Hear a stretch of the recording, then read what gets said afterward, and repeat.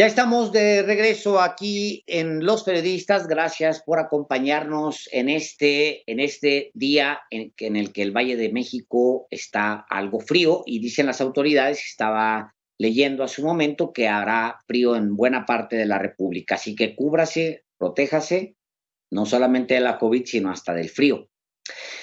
Y bueno, el informe de privatización del sistema penitenciario en México, del que le hablamos al iniciar este espacio informativo, realizado por organizaciones como Documenta y México Evalúa, alerta que literal, textualmente, el sistema penitenciario en México atraviesa un momento crítico. Los graves problemas de sobrepoblación, de hacinamiento, de autogobierno, prácticas de tortura y tratos crueles, inhumanos y degradantes son comunes pese a las diversas recomendaciones de organismos nacionales e internacionales protectores de los derechos humanos. Sí, este informe documenta que el Estado mexicano ha mantenido el discurso de falta de recursos para alentar la participación de grandes empresas que no necesariamente tienen experiencia en cuestiones penitenciarias, pero que han obtenido beneficios económicos muy importantes derivados de contratos de obra pública.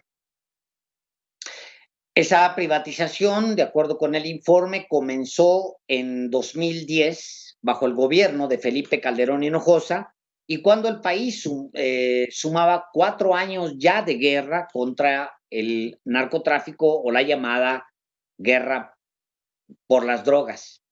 El gobierno federal garantizó a un conjunto de empresas casi 10,000 millones de pesos anuales durante 20 años para construir y manejar prisiones, y con ello instauró un esquema enfocado a satisfacer las necesidades de las empresas antes que las de las personas usuarias, pues los internos, dice este informe, pasaban a constituir un medio para que la empresa privada obtuviera beneficios económicos.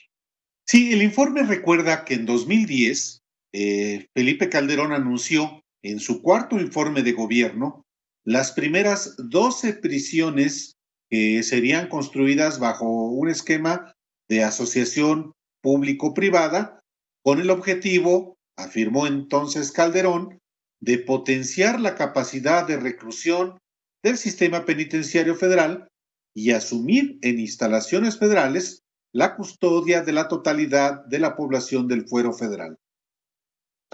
Y bueno, han pasado 10 años desde que al entonces presidente de México se le ocurrió hacer esta asociación público-privada para el manejo de las prisiones, y pues el resultado es dramático.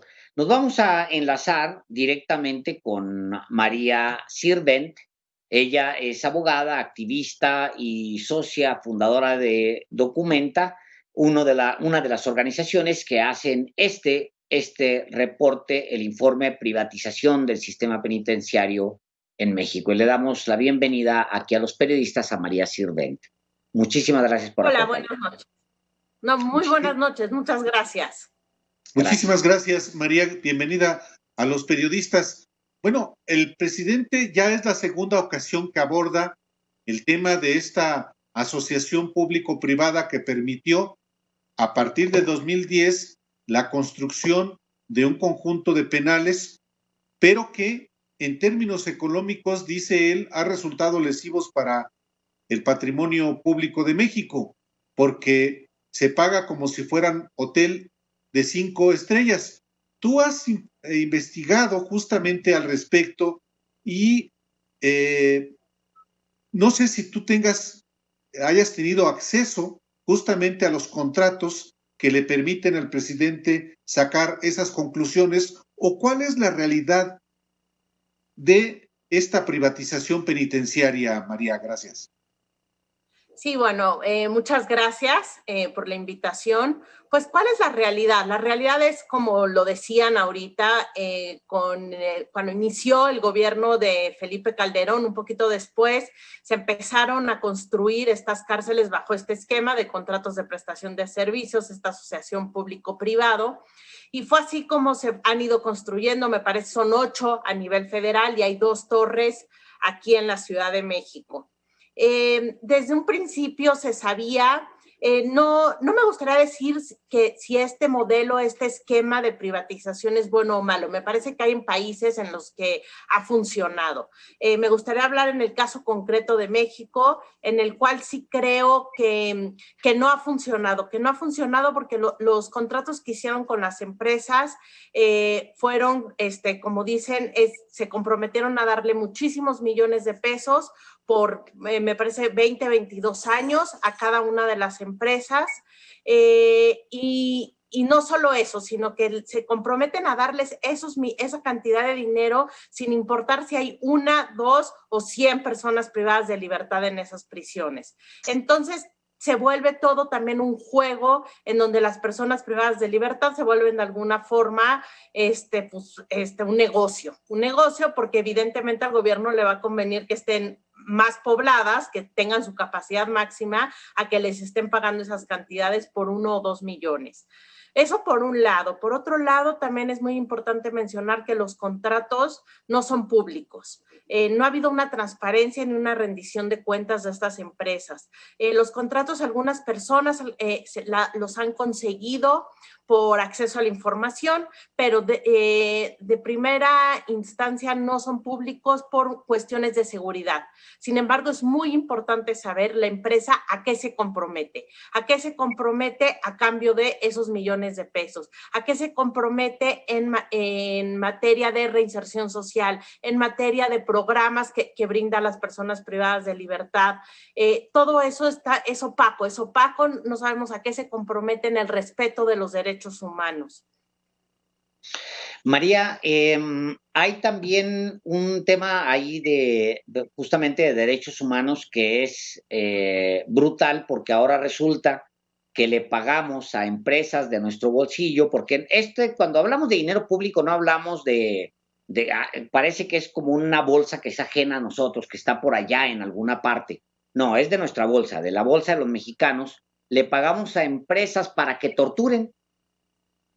Ese es el resumen, porque al final, si ocurre dentro de las instalaciones que estas empresas administran, pues entonces estamos pagando dinero para que cometan atrocidades como el hacinamiento, la sobrepoblación, el maltrato, los tratos crueles. ¿No es así, María? Pues a lo que sí estamos haciendo es pagándoles a empresas y no sabemos las empresas en qué lo están gastando, si están gastando en los servicios como se comprometieron, en una alimentación buena, en que garantice el derecho a la salud, en que garantice programas. Entonces, realmente no sabemos en qué se está gastando el dinero. De acuerdo a los diagnósticos que hace la Comisión Nacional de Derechos Humanos, tampoco se ve que las cárceles federales que están bajo este esquema de público-privado estén mejores que las cárceles federales que no estén bajo este esquema. En cambio, sí cuesta muchísimo más cada persona que está privada de libertad en estas cárceles privadas. Y no sabemos realmente el dinero en qué se está gastando. Y por otro lado, refiriéndonos a este tema de la tortura, algo que también nos preocupa mucho y que nosotros lo hemos alertado desde hace muchos años, es que estas cárceles con este esquema de asociación público-privado están copiando o vienen copiando ya desde hace varios años un modelo penitenciario de Estados Unidos en el que se prioriza el aislamiento como modelo de gestión. ¿Qué significa esto? Que las personas están 23 horas aisladas por 1 hora que salen a patio. Eso, desde el punto de vista de Documenta, es tortura. Es tortura el estar aislado 23 horas, el no tener contacto con nadie. Entonces, este modelo de aislamiento como modelo de gestión que se está replicando en estas cárceles nos parece sumamente grave.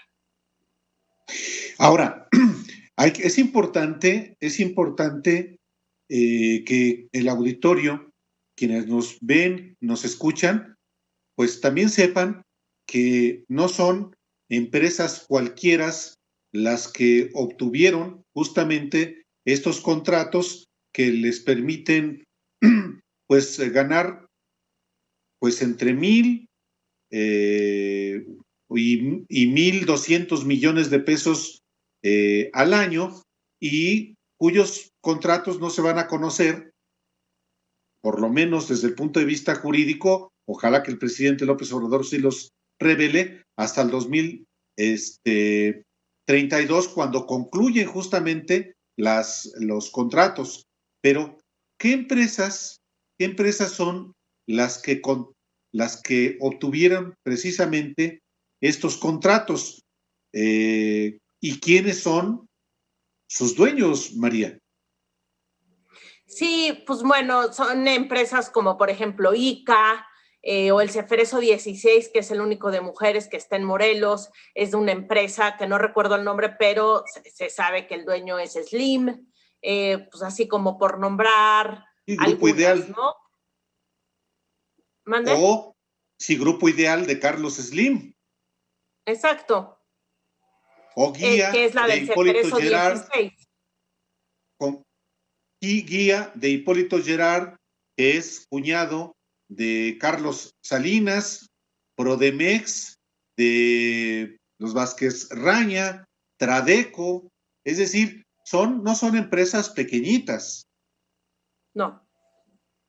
No, porque inclusive pues las empresas ponen, son las que pusieron el terreno, son las que construyen y ahora pues tienen la concesión de los servicios, ¿no? Lo único que no queda en manos de la empresa es la cuestión de seguridad y custodia, ¿no? Que evidentemente queda en manos del gobierno, pero pues todo lo demás sí queda, ¿no? Y otro punto importante aquí hablando es esta parte de que los terrenos fueron donados, bueno, donados no fueron, los pusieron a la disposición las empresas y entonces realmente no hay una estrategia ni de seguridad ni de nada para escoger los lugares, ¿no? Sino las prisiones se construyeron en lugares que en su mayoría están completamente alejadas de los lugares de civilización, donde es muy, muy difícil llegar y esto acarrea un problema tanto para los familiares, para poder ir a visitar a su familia, como para el propio personal que trabaja en el penal, ¿no?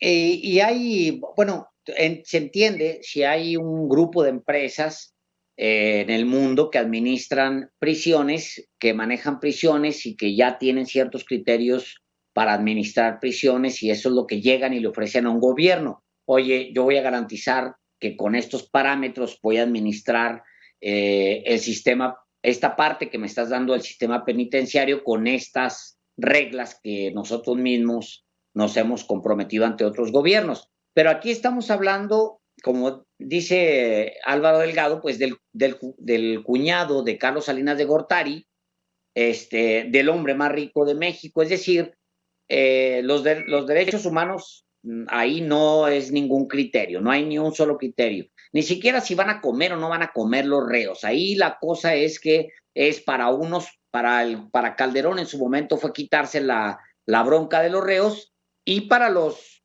que invirtieron en eso es sacar dinero, básicamente. Ese fue el único criterio, María. Sí, totalmente. Cuando Calderón inició esta estrategia, él dijo, creo que me parece también en alguno de sus informes de gobierno, que esto iba a ahorrar recursos, iba a traer menos costos económicos y sociales. Y pues no fue así, no ha sido así. Ahí están las cifras, ahí están los números de lo que se ha gastado en estas cárceles. Ahí está también, que es muy importante, pues contrastar lo que se ha gastado versus si están mejor o no que otras cárceles que gastan muchísimo menos por cada persona privada de libertad. Y creo que lo que también pues sí, es muy importante es que al final pues las personas se volvieron de alguna forma una clase como de negocio, ¿no? De negocio, pues sí, porque uno, hay una necesidad de llenar estos lugares y desde mi punto de vista a eso responde el hecho de que en los últimos meses han estado cerrando las cárceles federales que no están bajo este sistema de asociación público-privado para poder llenar estas que de por sí ya cuestan y que hay un compromiso de pagarlas. ¿no? Y por otro lado, si en estas cárceles, con este esquema de asociación público-privado, se estuviera garantizando el respeto de los derechos humanos, se estuvieran garantizando el derecho a la salud, se estuviera garantizando la alimentación por todo lo que se le paga a las empresas, bueno, quizá sería diferente, ¿no? María, pues muy intenso, muy interesante. Pues lo más importante es que se dan a conocer los contratos, como lo ha planteado el presidente y como lo han planteado ustedes mismos, porque a qué se comprometieron con esta gente, a qué se comprometió Calderón en su momento con esta gente, pues no lo sabemos. Gracias por estar esta tarde aquí en Los Periodistas. María Sirvent, fundadora de Documenta. Gracias, María. Muchas gracias a ustedes. Gracias, María. Bienvenida una vez más. Hasta luego. Gracias. Vamos a ir a un corte. Está usted en Los Periodistas.